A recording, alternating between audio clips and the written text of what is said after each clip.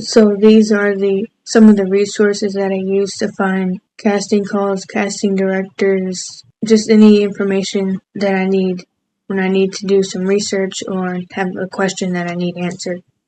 So I'll show you where I go to and who I go to. Also, I don't have them here, but for Facebook groups, you have to make an account, and you can do what I said earlier, where you just type in, so film and TV, casting calls, and then put in your location, state or country, and a bunch of different groups will pull up. So you can say Facebook acting groups for Florida, and that'll pop up, and you'll see a bunch, or United Kingdom, those will pop up too, I think. I don't know about different countries, but for different states, I know there's plenty of those. And also, you can look at your favorite TV show and go at the end credits, and you can find the casting directors. And you can look at those casting directors and look them up on the internet, and they'll have sometimes their social medias, and you can follow them. Sometimes they'll put casting calls up, and that's how you can find some from casting directors of your favorite shows you like, or just shows in general. And Twitter too is a good resource as well. A lot of casting directors are on Twitter, and they post casting calls on Twitter too, so you can find a bunch on Twitter as well as Instagram, which I'll show Instagram, and different ones like that. So I did mention there's a website you can go to look up casting directors, and this is a website. You just type in the Casting Society of America. So the Casting Society of America, you search that up, and you can click on it. And this is what it looks like, the website. So you can find there's Cheryl Lee Ralph, one of my favorites from Abbott Elementary. But you can go over here in the corner and search up a casting director. So Nina Gold does the casting for The Last of Us. And there's the email address. Now, don't email casting directors unless they specify that you can. Some of them don't like that. Or call them, don't call them. Another one, I'll show one with more information on it. Cassandra Hahn. And you go search up a casting director, and they'll have all their information down below. And you can download their resumes too. Email address, website, IMDb, Facebook, Instagram, and location.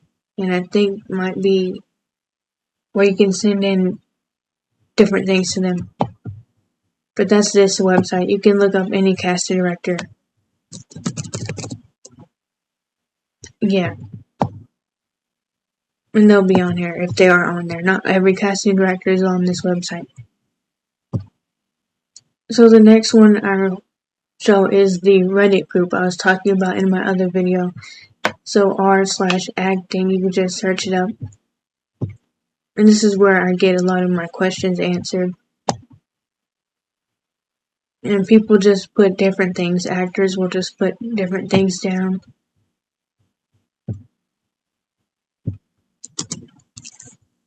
You can look up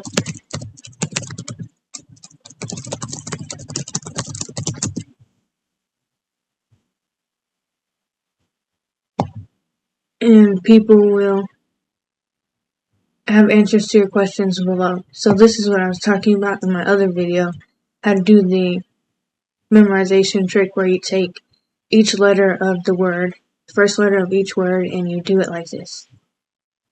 That's that. And this isn't really for acting, but you can go in here and look up scams on r/scams on Reddit to find and ask questions about, is this a scam or not? So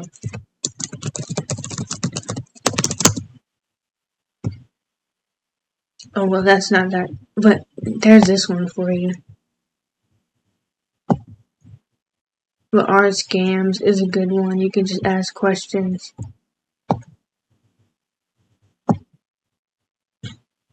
And this is a website that I use. I look at this every day. Usually weekends are slow. It's a slow period for casting calls in general, but on this website it's definitely slow on the weekends. So you want to search up, I'll go back. So you want to search up project casting, and you can either click on the casting calls link down below here, or you can go to the website, and you want to go to jobs, and then casting calls. The thing about this project casting is that they find casting calls from actual casting directors and companies, and they'll put it on their site. So I don't suggest you use the casting calls through these sites and you apply through their website, project casting. You want to go to the actual source. So this is how you go to the actual source. So this one, but they put different casting calls up. It looks different on your phone, but they put different casting calls up every day. And there you go. So I'll go to this one. It says Game of Thrones casting director. And you want to scroll down. This is how you find the original source. You want to scroll down and, well, you want to make sure that you fit the criteria, but this is just an example. Scroll all the way down and then it says about the company, and you want to click on that, about the company. And don't do any of this. Just take this, highlight it, and copy and paste it into a search bar. And this is who put out the casting call.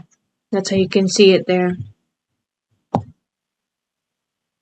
And you can go to their Facebook or the social medias or the website. I'll go on Facebook here. And that's how you find the original casting call. It's a lot with the actual email that you can use too. This is how they'll all look for the most part. And you can find other casting calls too. But that's what I suggest to do instead of going straight through project casting, because they're going to make you pay. And this is how you find it for free. I wouldn't call them a scam. They're just, well, maybe, I don't know. But they're trying to make money, so. And these are just Instagram accounts that I use to look for casting calls. These aren't just local. These are all over the place. So this one is GWC Casting. You can just search it up on Instagram. They post pretty much daily on this one. I look at this one frequently. And currently this site is usually just for, you just go there for like it's a smaller role type of thing. And you see, oh, I can't click on it, but you see this one. This one's for poker face, but you see what I mean by the SAG after rate versus the non-SAG rate. I talked about that in, I think, part 4 or 5, but if you're part of the union, you get a little bit more pay than if you're not part of the union. But that's GWC Casting, and you can find some that you can do. These ones are for Netflix and all kinds of shows.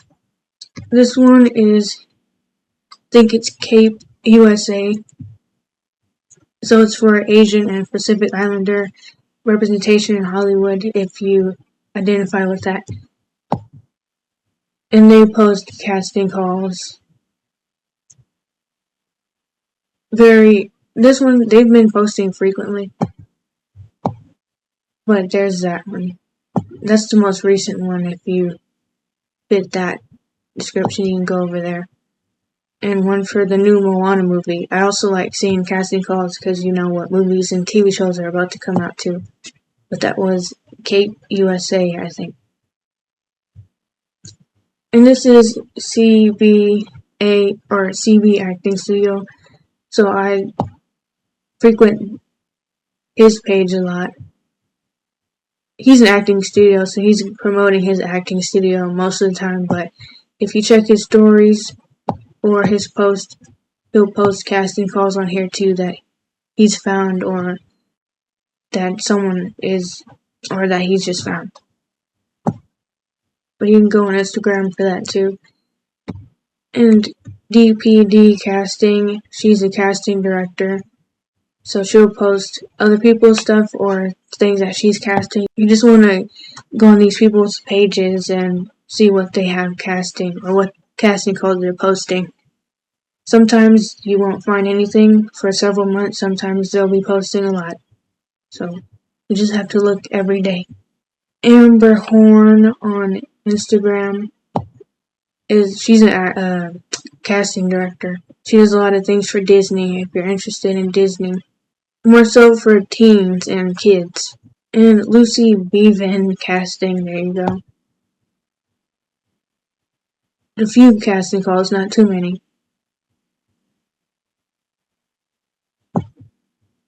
And they have IMDb's as well if you want to look at who they are and what they have done in the past. Casting talent. Now you can go on casting talent. I avoid them while I'll find out about the things that they're trying to say is casting, and I'll search it up myself on the internet because they have things where you have to pay for it.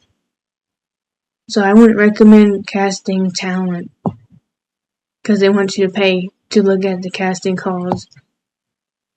But I haven't had any luck when I try to search things up, so maybe if you do want to pay for them, you can, but I wouldn't suggest that.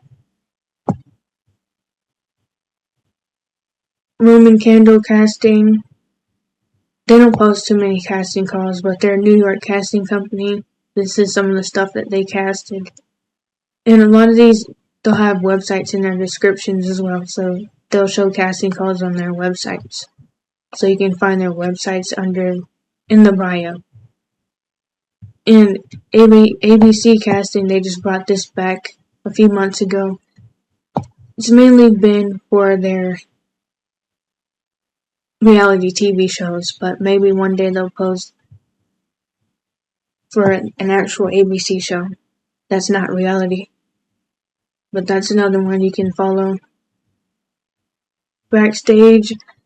So Backstage is probably one of the biggest casting websites you can go to.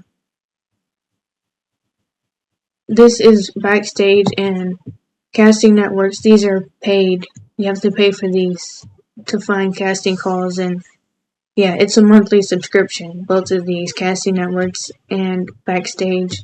And they don't post too many casting calls on their social medias because they want you to pay. But that's kind of what it looks like here. Casting notices. I don't think on Backstage people usually find casting calls for bigger productions. It's usually for short films or things that are indie. But Backstage is one of the biggest ones if you want to go to a bigger place that does casting calls, and they have the website down below. I think you might have to pay $100 or maybe $200 per year, and they have deals every so often where it's $10 a month or something like that. You don't have to get these right away. You can wait and get these, or you don't need to do that if you don't want to. But it is just a way to get more opportunities too. Casting networks, they never post casting calls. They want you to go to their website, like I said, and pay for the subscription.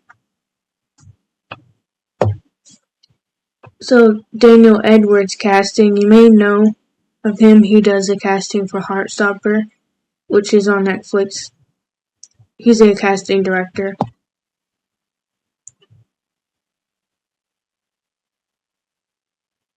I don't think Heartstopper is doing any casting calls currently. You can go to Alice Osman's Instagram too. But see, we post open casting calls and news about projects, so if you want to follow him. This is just a follow casting on Instagram is a random account. They post other people's casting calls. We just saw this one on the ABC casting. So they do that.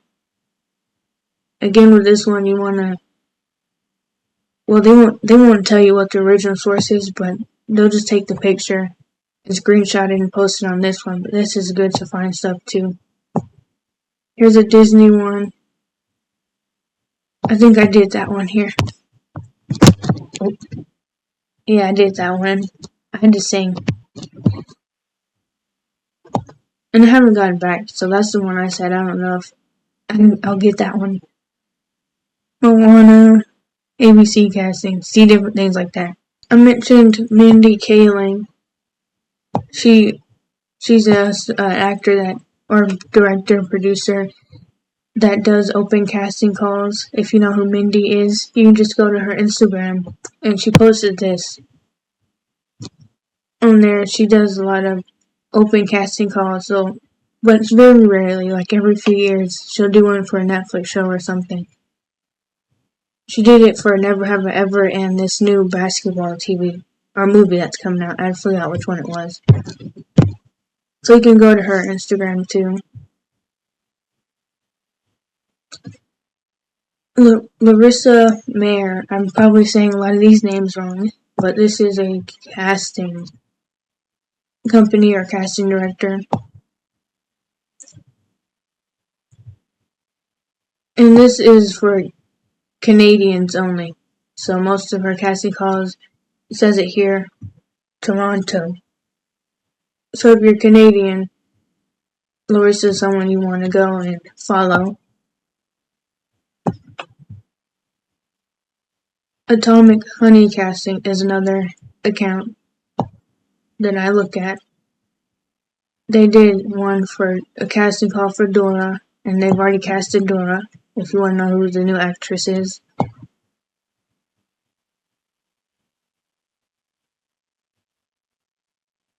Sophie Holland. Sophie Holland is one of the bigger casting directors you see in her bio, Beetlejuice, Wednesday, and The Witcher. On her Twitter, she posts casting calls on there, so if you want to find casting calls, you can go to her Twitter.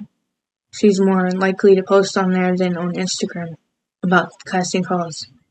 But she does Wednesday, Beetlejuice, The Witcher, all those shows, so a bigger casting director. And Nisha is a director and writer, it says here. And this one, I also applied for this one here.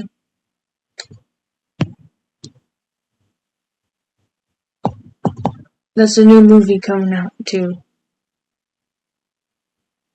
That's her page.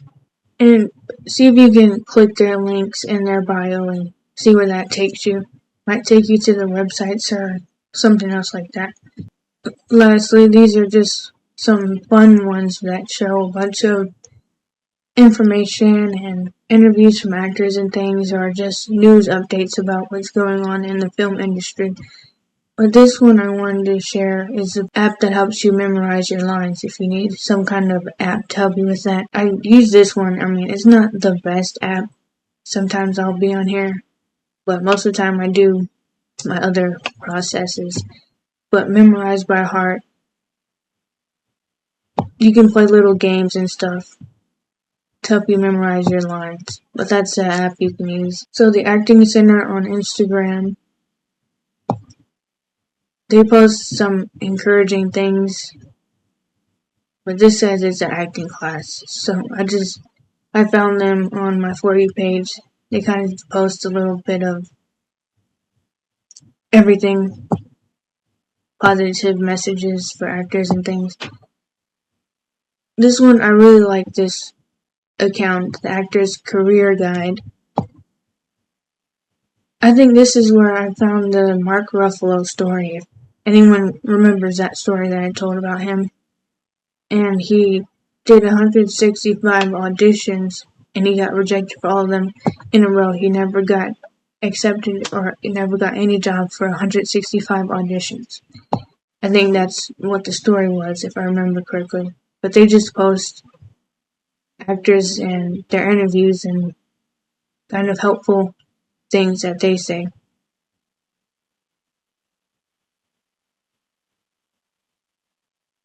So if you just want some encouragement from people who are in Hollywood or got Oscars or whatever, you can go to this account. And Audrey Helps Actors podcast, I found this Instagram account. Audrey used to post stuff where it was showing. I just like this account because Audrey posted stuff about actors who did self-tapes and their self-tape versus the role that they booked. So it showed the side-by-side of their audition versus the actual show that they were in and what they did. So I like that. It's fun to see. And this last one is called Shadow_Act. So it says the best of Black and African entertainment. So if you identify with that, you can go on here and they'll tell you news about Black entertainers and interviews. Season day is here. One of my faves looks like Regina. Yeah, things like that.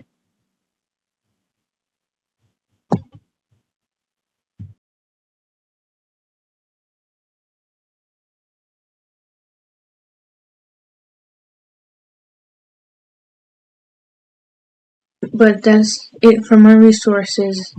And I just wanted to share my resources. Maybe help you find some new things that you've never seen before. Help you find more casting calls as well.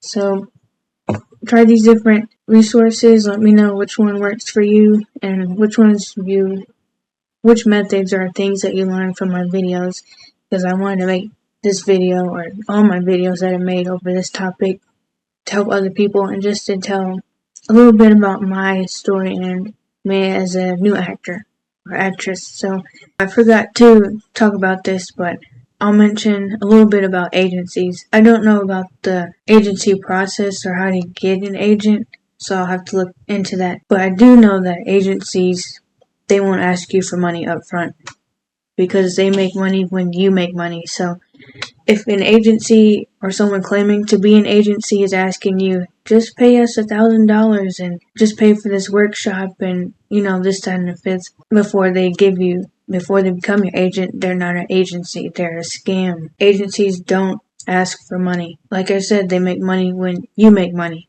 And how does that work? Well, agencies, they'll pick you for projects, and then they'll have the projects that they want you to audition for, the ones that you fit, and they'll sift through it. So they'll have like 100 people under their agency, and maybe there's a casting call that they found, and 12 of the people that they have within that 100 group, they're going to submit and tell them to audition. So if you're part of those 12 people, you audition and say you get the job out of those 12. Or you go on the job and then you finish the job and then get paid for the job. Well, the agency, they're going to take 10% or 15% from your total paycheck that you got for that acting gig. So the 10% is if you're part of SAG-AFTRA, and the 15% is if you're not part of SAG-AFTRA. So if you make $150, they're going to take 15% if you're not with the union, SAG-AFTRA. But if you are with the union, they still take money, but it's at 10% instead of 15%. So whatever, 150, you do that, divided by 10, there you go. So that's how that works. And also SAG-AFTRA, I'll talk a bit about that. And basically how I found out all this information is researching it.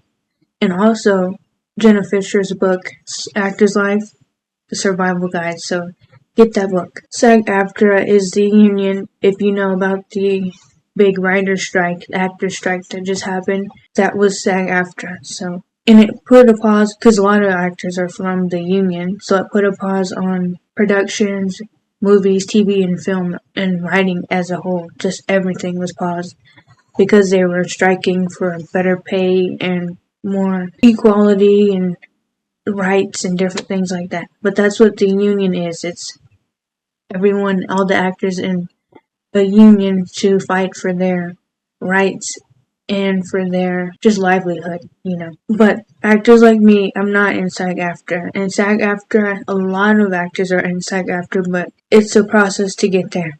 And I didn't know about this until I read Jenna's book. So if you are trying to join the union, you'll need 3 vouchers to get into the union. And these 3 vouchers, you can get them through extra work or through acting gigs or jobs. So, and the vouchers, they're not something you can get easily either. Some people, they take 15 years to get 3. Some people might take a year. It just depends on what you're doing and, But even then, you might be like, oh, I'm going to be an extra and I'm going to get my voucher. Well, that job might not give you your voucher. It's a very weird, well, not weird process, but it's a wishy-washy thing. It's not guaranteed. That's what I'm trying to say. So that's why I think Jenna Fisher, it took her quite a few years to get her 3rd voucher. Yeah, but it takes actors a long time to get those vouchers.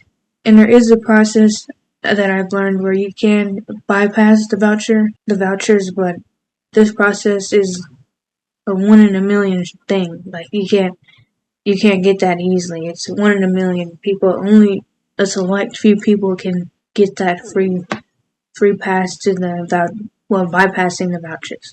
Once you do get your 3 vouchers, which I don't have a single voucher, so I know all of this from research and Jenna's book. But once you get your 3 vouchers, you then can apply to become a member of the SAG-AFTRA union. Once you get to the union, you do have to pay a monthly fee to stay in SAG-AFTRA. You're paying for an agency, maybe have managers, assistants, and now you're paying for the union. So all your money is going to these 4 or 3 or 2 groups of people or places. And that's also a part of the job too. If you want to be in the union, and you probably going to need an agency too. So you have to pay for an agency, then you decide if you want to be in the union, then you got to pay monthly for the union. But the union, there's ups and downs to the union. Positive of the union is that you just kind of get more perks, I guess. You get better pay. They're going to be there for you to help you fight for your rights as an actor. It's not just you on your own. The union's there to basically be your safety net, essentially. You're going to have a thing, and they can help you with legal stuff too if you get in trouble with that. But they're there to make the actor's life. They're fighting for the actor. Essentially, that's what the union's for. And that's why the strikes happened, because they were trying to fight for the actors, and the union is built of actors too.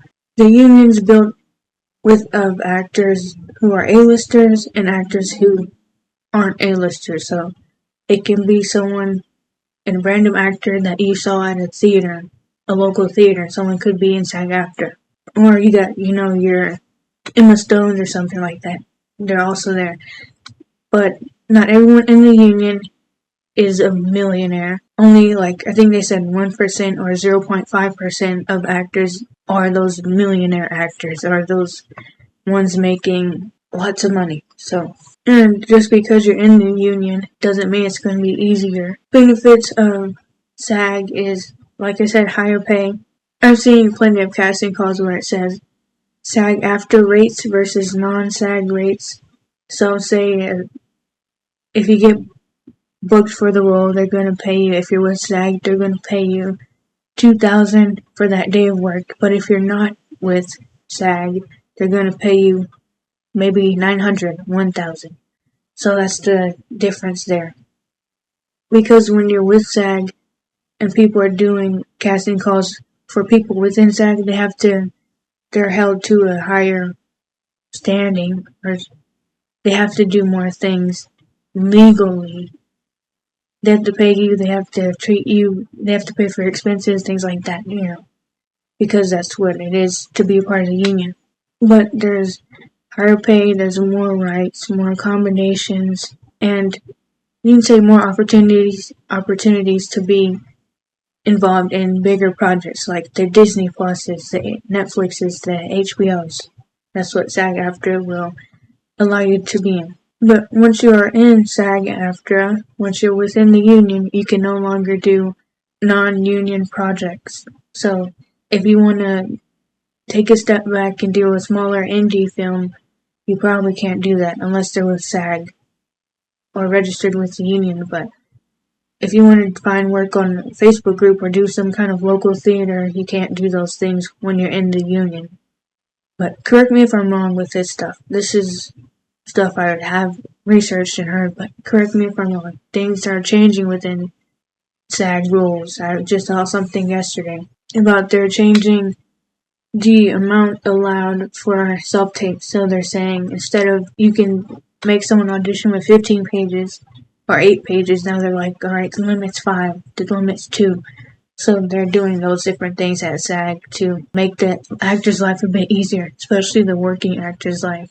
And if you aren't in SAG, we say anyone can kind of treat you any kind of way, but well, not like any kind of way. They just don't have to follow the SAG-AFTRA rules if you're not within SAG. So there's a difference of treatment there, like lower pay, or they don't have to give you expenses or pay for your travel cost. You just won't have those luxuries when you're not in SAG. Well, that was it for agencies, what I can think of for now. But next I'll talk about open casting calls again. I did talk about this in my other video, or maybe it was this video, I don't remember. Open casting calls. I have a theory, I think it might be right, but so with open casting calls, they're open to everybody. So I'm thinking that well, it's open to everybody. That means agencies can see these casting calls as well. And whenever people are auditioning for them, they do ask you if you're with the agency sometimes. And so I think it is more beneficial to you if you do have an agency when you're doing these open casting calls. I think that they'll be more likely to look at your submission because having an agency makes you more valid. That's what I think. If you have representation, you're more likely to be picked. Having an agent makes you more legitimate in the eyes of casting and different people. That's what I think. I don't know if it's true or not. But that was it for this video. Those are just things that I thought of.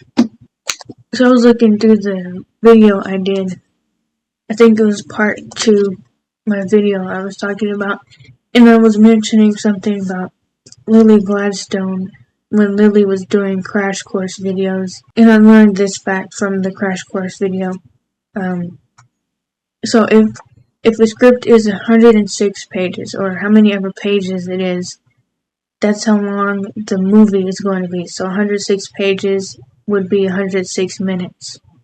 So the entire film would be 106 minutes, give or take, with edits or additions and stuff. But that was a cool fact I found. So if you're reading a script and it says 95 pages, well, the movie's going to be an hour and 35 minutes. But that's just a cool fact I found.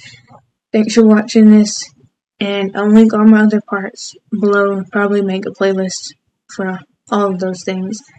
But see ya.